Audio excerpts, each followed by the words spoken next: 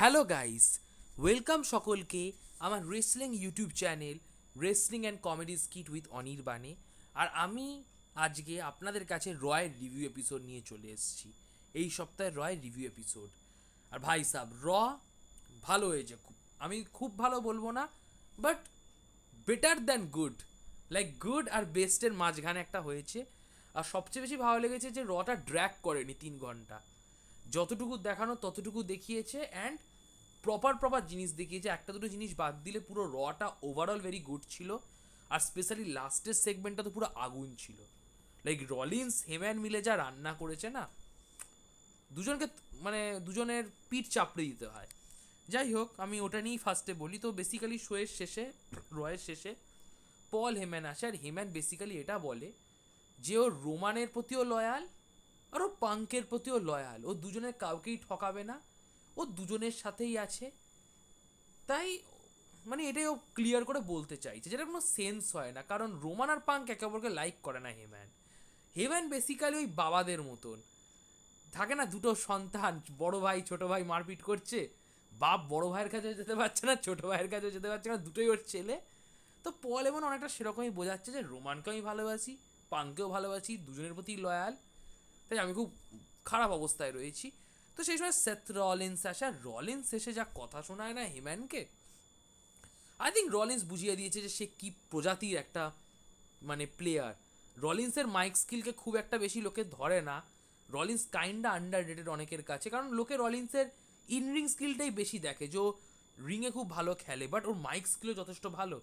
এবং রলিন্স প্রমাণ করে দিয়েছে। সো রলিন্স বেসিক্যালি বলে যে আমি বুঝতে পারছি হেম্যান, তুই বলছিস তুই দুজনের প্রতি লয়াল, কিন্তু হেম্যান ওরা দুজন কি তোর প্রতি লয়াল? তখন রলিন্স যে কথাগুলো বলে, যেগুলো খুব লজিক্যাল কথা, যে রলিন্স বলে যে যখন রোমান টাইটেল হেরে গেল, তখন কিন্তু রোমান তোকে ছেড়ে পালিয়ে গেছিল। আর তুই প্রতি সপ্তাহে সোলোর কাছে টর্চার্ড হতিস, জ্যাকবের কাছে টর্চার্ড হতিস। সবাই ভাবতো রোমান তোকে বাঁচাতে আসবে, কিন্তু রোমান তোকে বাঁচাতে আসেনি। উল্টে তোকে তোর হোম টাউনে তোর ফ্যামিলির চোখের সামনে সোলোরা ধুয়ে দিয়েছিল, টেবিলে তোকে ছুঁড়ে মেরেছিল। তো পল হেম্যান স্বীকার করেছে হ্যাঁ রোমান আসেনি। দেন রলিন্স পাঙ্কের ব্যাপারেও বলে যে তুই যাকে বেস্ট ফ্রেন্ড বলিস, বেস্ট ফ্রেন্ডরা একে অপরের হেল্প করে, পাশে থাকে বিপদের সময়। সেই পাঙ্কও তোকে ছেড়ে 10 বছর আগে বেরিয়ে গেছিল, কোম্পানিকে নষ্ট করতে চেয়েছিল। যে কোম্পানিকে তুই এত হেল্প করেছিস সেই কোম্পানিকে শেষ করতে চেয়েছিল। এবং সেই পাঙ্ক যখন ফিরে এলো, তখন কিন্তু তোর জন্য ফিরে আসেনি, ও জাস্ট ফিরে এসেছিল টু মেক মানি। কারণ ও বলেছিল যে he doesn't come here to make friends, ও মানি কামানোর জন্য এসছে, ডাব্লিউডাব্লিউতে মানি বানানোর জন্য এসছে। তারপর রলিন্স এটাও বলে যে যখন ওয়ার গেমস হয়েছিল, ওয়ার গেমসের ফার্স্ট চয়েস আমি ছিলাম, আমি ডিক্লাইন করার পর পাঙ্ক হয়েছে, সো পাঙ্ক লাস্ট চয়েস। আর পাঙ্ক কিন্তু ইচ্ছা করে রাজি হয়নি, মানে হেম্যানকে হেল্প করে বলে রাজি হয়নি, পাঙ্ক রাজি হয়েছিল ফেভার নেবে বলে পরে। তো এগুলো বেস্ট ফ্রেন্ড এরকম হয় না। সো বেসিক্যালি রলিন্স যেগুলো বলেছে একদম ঠিক, যে পাঙ্ক আর রোমান দুজনেই স্বার্থপর, আর দুজনেই পল হেম্যানকে ইউজ করেছে। তো তারপর রলিন্স বলে ঠিক আছে পল হেম্যান, আমি চাই তুই বেরিয়ে যা। তো পল হেম্যান না করে, যে না ও এই সিচুয়েশন থেকে বেরোতে পারবে না। তো রলিন্স বলে ঠিক আছে আমিই বের করে দিচ্ছি তোকে। তো রলিন্স হেম্যানকে চড় মারতে থাকে, ধাক্কা দিতে থাকে, বলে যে তোকে কার্ভ স্টম্প দিয়ে দেবো। আর সেই সময় সিএম পাঙ্ক আসে হেম্যানকে বাঁচাতে, স্বাভাবিক। পাঙ্ককে দেখাতে হবে যে ও কতটা ভালোবাসে হেম্যানকে। তো পাঙ্ক বাঁচাতে আসে, বাট পাঙ্ক নিজেই স্টম্প খেয়ে যায় রলিন্সের কাছে, আর পাঙ্ক পড়ে থাকে। দেন হেম্যান পাঙ্কের কাছে যায়, আর স্টম্পের পজিশনে হেম্যান ছিল। সেথ রলিন্স হেম্যানকে স্টম্প দিতে গিয়েও হেম্যানকে স্টম্প দেয়নি। তো হেম্যান তো শখ। তখন রলিন্স বলে যে এখন আমি তোর কাছ থেকে ফেভার পাই, ড্যাম। একে বলে কুকিং, একে বলে সিনেমা। এখন রলিন্সেরও ফেভার আছে হেম্যানের কাছে, কারণ রলিন্সের কাছে সুযোগ ছিল হেম্যানকে স্টম্প দেওয়ার, বাট ও হেম্যানকে স্টম্প দেয়নি। সো হেম্যানের উচিত রলিন্সকে একটা ফেভার দেওয়া। এবার একটা লজিক্যাল যদি ভাবা হয়, হেম্যান কেন দিতে হবে ফেভার? জাস্ট ওকে স্টম্প দেয়নি বলে হেম্যান ফেভার দেবে? এই হেম্যান এই এতদিনে এই শিখলো রোমানের কাছে থেকে? কেমন, তুই রোমানের সাথে ছিলিস, রোমান তোর জায়গায় থাকলে মিডল ফিঙ্গার দেখিয়ে দিত। যাই হোক, দেখা যাক হেম্যান কি করে। আমার মনে হয় না হেম্যান রলিন্সের কিছু হবে বলে আদৌ। এটা জাস্ট ট্রিপল এইচ একটুখানি টুইটার ফ্যানেদেরকে রোস্ট করার জন্য এটা করেছে, জাস্ট এই সেগমেন্টটা। কারণ ট্রিপল এইচ তো সোশ্যাল মিডিয়া ঘাটে, আরও বুঝতেই পেরেছে যে অনেকে এই স্পেকুলেশনটা করছে। তো একটু ওদেরকে মানে ওদের মনের মধ্যে আগুন ফোটানোর জন্য এটা করেছে হান্টার আমার মনে হয়, নইলে আমি দেখছি না লিটারালি রলিন্সের হেম্যানের সাথে আসার কোনো পসিবল সিনারিও। যাক ব্যাক স্টেজে আমরা দেখি এজে স্টাইল আর ক্যারিয়ান ক্রস, বেসিক্যালি ওরা ওদের পরের সপ্তাহে ম্যাচ হবে রতে, I don't know why, but AJ versus Carrion Kross ভালো রাইভালরি হবে, বাট আপাতত আই থিঙ্ক এজে ভার্সেস লোগানই ফোকাস করা উচিত ডাব্লিউডাব্লিউইর। গুন্থারের সেগমেন্ট দারুণ ছিল, গুন্থারের জে উসোর ভেরি ইমোশনাল সেগমেন্ট, আর জে উসো ঈদ করেনি যেটা খুব ভালো জিনিস, বরং গুন্থার নাচছিল যেটা খুবই শকিং জিনিস, যে যে ঈদ করার সে ঈদ করছে না, আর যে ঈদ না করার সে একটুখানি শরীর নাচাচ্ছে। তো যাই হোক, and this segment is amazing. এই সেগমেন্ট প্রমাণ করে দেয় যে জে উসো কিন্তু আর মজার মধ্যে নেই, জে উসো বুঝে গেছে যে গুন্থার মজা নয়, গুন্থারকে হালকাভাবে নিলে সাজা হতে পারে।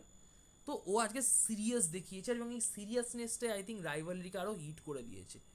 কারণ জে উসো যা যা ডায়লগ দিয়েছে গুন্থারকে, স্পেসিফিক্যালি যে আমার মা আমাকে জিজ্ঞেস করেছিল যে আমি বাঁচাতে কেন পারলাম না জিমিকে, আমি বলেছি আমি পারিনি, আর সত্যি কারণটা হচ্ছে যে আমি তোকে ভয় পাই গুন্থার। যে উসো স্বীকার করেছে হ্যাঁ ও গুন্থারকে ভয় পেত, বাট ওর ভয় পুরোপুরি চলে গেছে। গুন্থার জিমিকে হসপিটালে পাঠিয়ে দিয়েছে, জিমিকে দেখে যে উসোর মন এত খারাপ হয়েছে যে যে উসো বদলা নিয়ে ছাড়বে। সো লাস্টে যে উসো এটাই বলে গুন্থারকে যে তুই তোর বউ বাচ্চাকে শেষবারের মতো হাক টাক চুমু টুমু করে নিস রেসেলমেনিয়ার আগের রাতে, আমি ঠাকুরের কাছে প্রে করব তোর জন্য না নিজের জন্য, যার কারণ আমি এমন একটা ভয়ঙ্কর মানুষ হয়ে উঠবো, তো এই ভয়ঙ্কর মানুষকে যাতে ক্ষমা করতে পারে ঠাকুর, তার জন্য আগে থেকেই ঠাকুরের কাছে প্রে করে রাখবো যে আমায় ক্ষমা করো প্রভু এইরকম খারাপ মানুষ হওয়ার জন্য। সো যাই হোক, মানে যে একটা ইন্টেন্সিটি দেখিয়েছে, এবং দেখিয়েছে যে না ও জিমিকে খুব কেয়ার করে, and now he is ready to win the world championship. এখন মনে হচ্ছে Jey Uso versus Gunther is a good match, good decision by triple H. যাই হোক, এই যে I am going to ask the lord to forgive me for the man I am about to become, damn. Ludwig Kaiser apparently খুব happy নয়, কারণ ওর রেসেলমেনিয়াতে নেই, এবং এর ফল নাকি সবাইকে ভোগ করতে হবে। ডুড লুডভিগ, একটা কথা বলি লুডভিগ, তুই র্যান্ডির অপোনেন্ট হয়ে যা না, তোকে কে বারণ করেছে? র্যান্ডির অপোনেন্ট নেই তো তুই র্যান্ডিকে ফেস কর না, তো অসুবিধাটা কী আছে? একবার র্যান্ডিকে গিয়ে বল যে আমাকে ম্যাচ দাও, বাট তুই টিফানির সাথে চলে যাস, টিফানির ভ্যালেট হয়ে, টিফানির তুই যেহেতু বয়ফ্রেন্ড, তো টিফানির সাথে চলে যাবি টিফানির ম্যাচে। যাই হোক, লুডভিগ কাইজার নিজেকে নিয়ে ভাবছে, আর ও রেসেলমেনিয়ায় নেই বলে খুব পিসড অফ। ইয়োস্কার সেগমেন্টটা খুব উইয়ার্ড না, আমার ভালোই লেগেছে, বাট লাস্টে অ্যাডাম পিয়ার্স মানে ওই জায়গাতেই এলো। সে অ্যাডাম পিয়ার্স বেসিক্যালি বলে দিয়েছে যে ট্রিপল থ্রেট ম্যাচই হবে, বিয়াঙ্কা ভার্সেস মামি ভার্সেস ইও স্কাই, আর ওদের মধ্যে সেই সেম মানে বিয়াঙ্কা রিয়ার মধ্যে সেম মানে ব্রল টাইপের, যাই না কেন ব্রল হয় ওদের দুজনের মধ্যে, এবং সেই ব্রলের সুযোগ নিয়েছে এই সপ্তাহে ইও স্কাই দুজনকেই ড্রপ কিক দিয়ে দিয়েছে, বিয়াঙ্কা অ্যান্ড মামি দুজনকেই ড্রপ কিক দিয়েছে আমাদের ইও স্কাই, অ্যান্ড ইও স্কাই স্ট্যান্ড টল, ঠিক ডিসিশন। ইও স্কাই চ্যাম্পিয়ন, চ্যাম্পিয়নকে তো একটু তো লেজিট দেখানো দরকার না। আর ইও স্কাইকে ভালোও লাগছিল আজকে, মানে look wise good, champ wise যেহেতু স্ট্যান্ড টল করেছে সেটাও good. So finally triple threat match official, Lyra versus বেলির একটা ম্যাচ হয়, যেটা ভালো ম্যাচ ছিল, আমার তো বেশ ভালো লেগেছে, আর লায়রা ম্যাচটা জিতে যায়, লায়রা রিটেন করে টাইটেলটা রোল আপ পিন দিয়ে, লায়রা রোল আপ করে দেয়, বেলি পিন হয়ে যায়, সো লায়রা 1-2-3 করে রিটেন করে নেয় টাইটেল।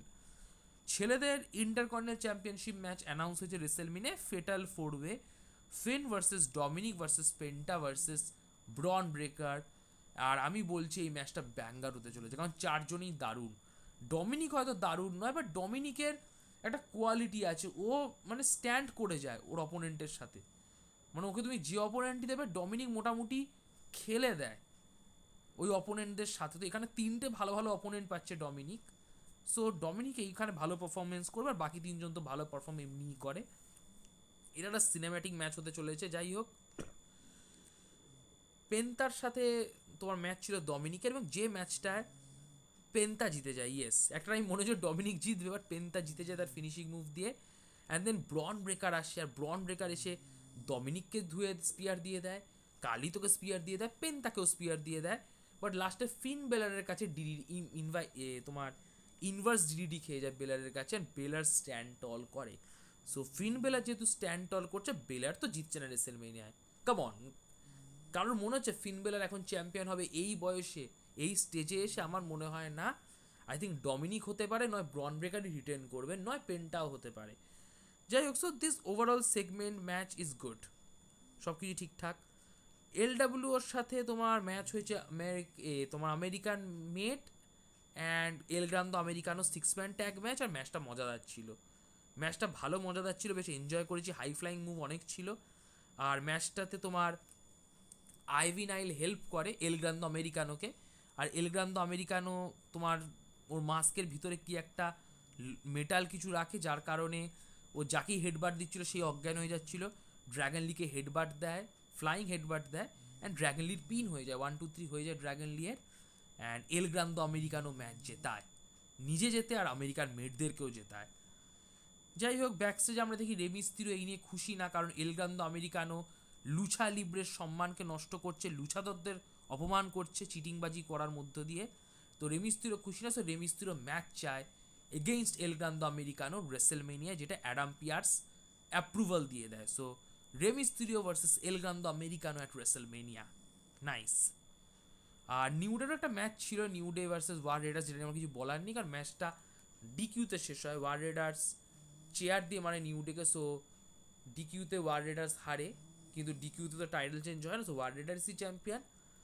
বাট ওই ডিকিউর পর নিউডে ধোলাই দিয়ে দেয় ওয়ার রেডার্সকে খুব বাজেভাবে, চেয়ার টেয়ার দিয়ে মেরে, অ্যান্ড ইয়েস রতে এই কিছুই হয়ে, এই কটাই জিনিসই হয়েছে।